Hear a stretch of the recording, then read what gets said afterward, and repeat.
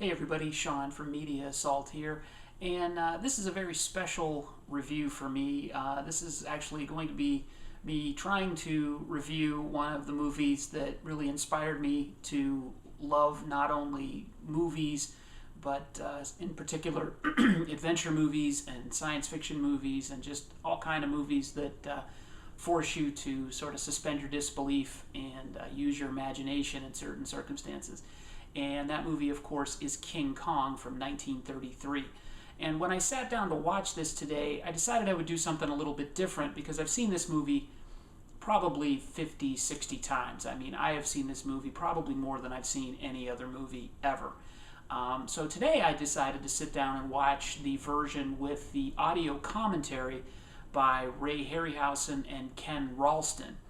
And I'm really glad I did because I actually learned a lot of things about the film that I never knew before.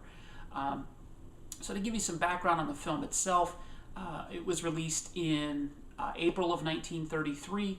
It was premiered in New York in March of 1933. And basically, one way to look at it, if you're obviously not from that era, and I obviously am not, is it's been sort of compared to the Jurassic Park of its day. When audiences saw the original Jurassic Park, their jaws kind of dropped when they saw these realistic looking CGI dinosaurs. And there was a very similar reaction to the stop motion animation of King Kong in 1933. Now, looking back on it or looking at the film now, it's pretty obvious that it's a stop motion model. But one of the things that I think is really impressive about this film to this day is the fact that if you stop paying attention to that and you allow yourself to get involved in the story and you allow yourself to sort of buy into the concept, it still works. King Kong, the creature, looks awesome, and the attention to detail that is in the special effects in this film still stand up to movies that are being made today. So the film is an undoubted classic, an unchallenged classic as far as I'm concerned, and I think it really holds up well. Now, to give you some background, if you're one of the 4 people on the planet who have not seen or heard of this movie, there is a film director by the name of Carl Denham, and he's sort of pressed to make a classic picture, so he has obtained this map to an island in the Pacific called Skull Island. Excuse me. And he gets a woman named Ann Darrow, played by Fay Wray, and takes a boat to the island, and he wants to capture on film this legendary creature called Kong that he's heard about. So off they go, and on the SS Venture is the name of the boat, and Carl Denham is played by Robert Armstrong. One of the men on the ship, I believe, is the first mate, is Jack Driscoll, and he's played by Bruce Cabot.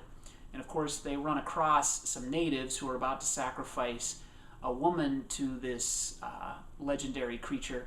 But when the natives take one look at the blonde Ann Darrow, they decide that they're going to make a substitution, and they actually kidnap Ann Darrow from the ship, take her to be sacrificed to Kong, and then of course Kong appears, and Kong is actually a 30-foot gorilla, who then captures Ann Darrow, takes her off into the wilderness. All the members of the SS Venture's crew try to get her back. A lot of them end up getting killed, and then Carl Denham gets the great idea to bring Kong back to New York, where, of course, bad things happen to Kong at the top of a tall building. And I'm probably simplifying that to the point of absurdity, but in all honesty, the joy of King Kong is actually watching the events take place on film. And like I said, I did watch the version with the commentary by Ray Harryhausen and Ken Ralston. Ray Harryhausen is well known for his stop-motion animation work in films like Clash of the Titans, Mighty Joe Young, Seventh Voyage of Sinbad. Wonderful filmography that this guy has. And he sits down with Ken Ralston, who is the head of ImageWorks at Sony Pictures, who's worked on films like Back to the Future, The Rocketeer, Forrest Gump. He also did some work, although he wasn't the visual effects supervisor on these films, at least not all of them, but he also worked on the original Star Wars, Empire Strikes Back, the Star Trek films, and interspersed into the commentary are some comments from Marion C. Cooper, who was co-director with Ernest Schoedsack, and Fay Wray. Unfortunately, there's only, I think, 2 clips of Fay Wray's voice in the commentary, and they're not real insightful, but it is nice to actually hear her voice. And the commentary really does a great job of stressing the importance of the musical score, which was done by Max Steiner, and it's a wonderful score, and it's an important element to how enjoyable this film is. They make a reference to how operatic it is, and I'd have to agree.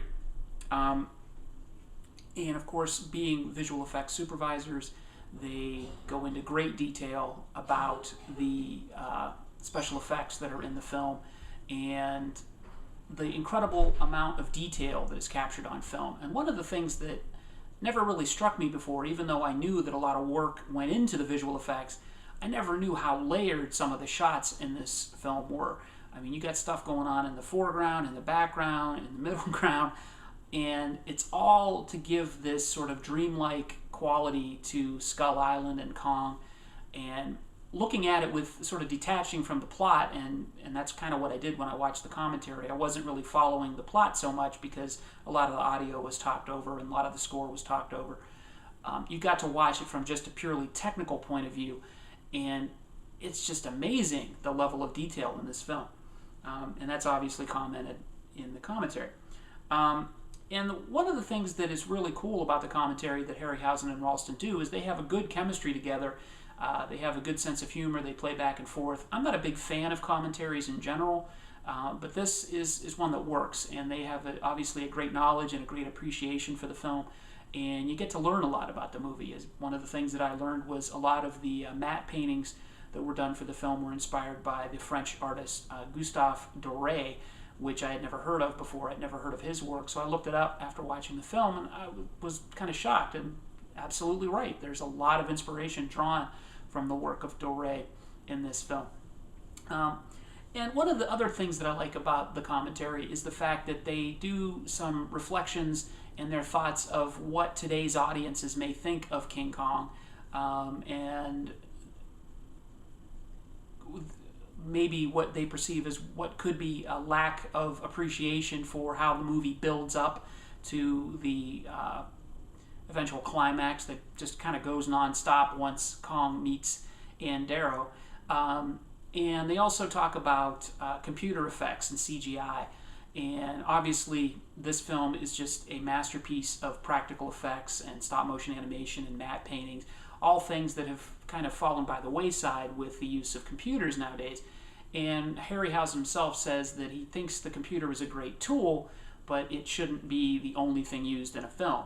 And as he says that, there's this wonderful shot of a Stegosaurus in its death throes with its tail flapping, and it's just an amazingly cool scene. And when you watch that scene, you really get an appreciation for the amount of detail that went into this film. This is the version that I watched. This is the 2-disc collector's version that was released in late 2005, just prior to the Peter Jackson remake coming out. It's a little short on inserts and stuff, but there's 2 discs, and there's a wonderful amount of features on here. The commentary, like I said, obviously the feature film. There's a Marion C. Cooper movie trailer gallery. And then the second disc has it's called I'm King Kong, The Exploits of Marion C. Cooper, which profiles the original King Kong's guiding hand, obviously the director, and a 7-part documentary called RKO Production 601, The Making of Kong, Eighth Wonder of the World.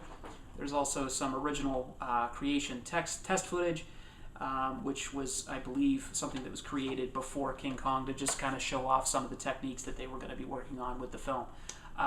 So there you have it. I can't stress enough how important this film is to me and how wonderful it is to watch it with sort of a new appreciation today. Again, the reason I watched this today is because back when I was a kid, the day after Thanksgiving or Thanksgiving itself was usually the day that they showed King Kong, Son of Kong, and Mighty Joe Young on TV. So I kind of wanted to recapture that as an adult, and I'm going to be watching Son of Kong and Mighty Joe Young later this weekend. Thanks very much for watching. I appreciate your comments, and as always, check out all my other movie reviews, music reviews, and video game reviews online. And thanks for watching, and hit the subscribe button. Thanks. Bye.